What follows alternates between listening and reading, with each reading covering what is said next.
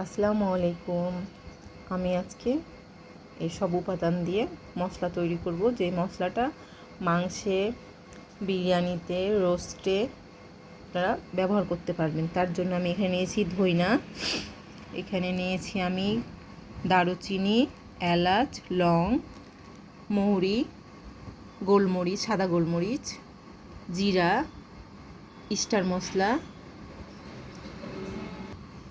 এটা জয়ত্রী, এটা জায়ফল, এটা শাহি জিরা, এটা হচ্ছে ধইনা, এটা শুকনো মরিচ, এটা হচ্ছে তেজপাতা।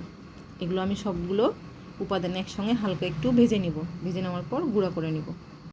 এই যে আমি এখানে হালকা একটু ভেজে নিচ্ছি, ভাজা হয়ে গেলে তখন গুঁড়া করে নিব।